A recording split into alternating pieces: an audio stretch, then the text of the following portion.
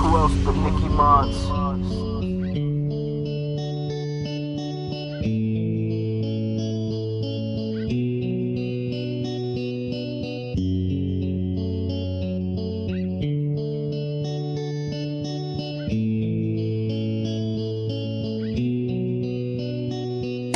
Ako'y naging hambog ng 2 dekada. Kakahanap sa atin ang tawag na ligaya. Nagpakaulol ako sa mga munting biyaya. Nagpasasa sa tukso hanggang di ko na kinaya. Niyaya sa tama ngunit ayaw sumama. Nalulong sa saya ng baso at kama. Ang kaso kasama ng kabuktutan ay karma. Parang palaso at bana sa pagbuslo at pagtama. Ano bang baki ko?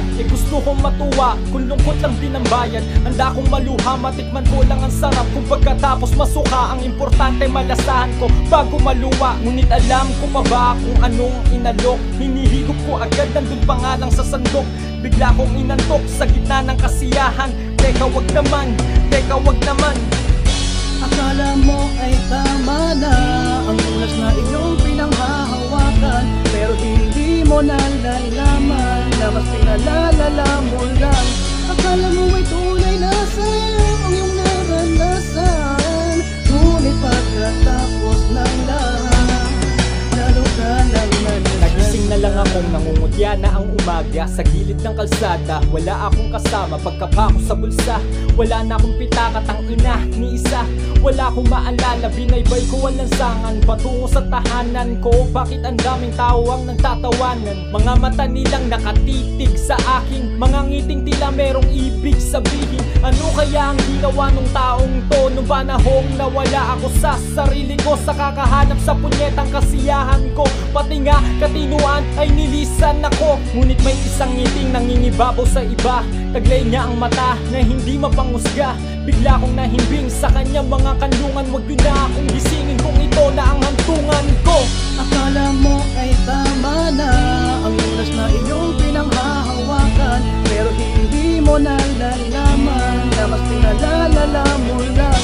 Akala mo ay tunay na sa'yo ang iyong naranasan, ngunit pagkatapos ng lahat, lalo ka lang na nasasaktan. Lalo ka lang na nasasaktan. Lalo ka lang na nasasaktan.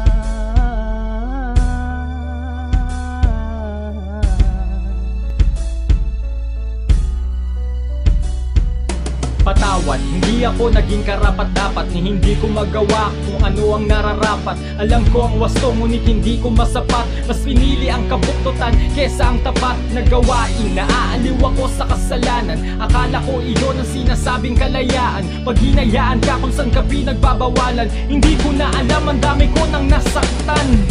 Akala mo ay tama na ang ulas na iyong pinanghahawakan, pero hindi mo nalalaman na mas pinalalala mo lang.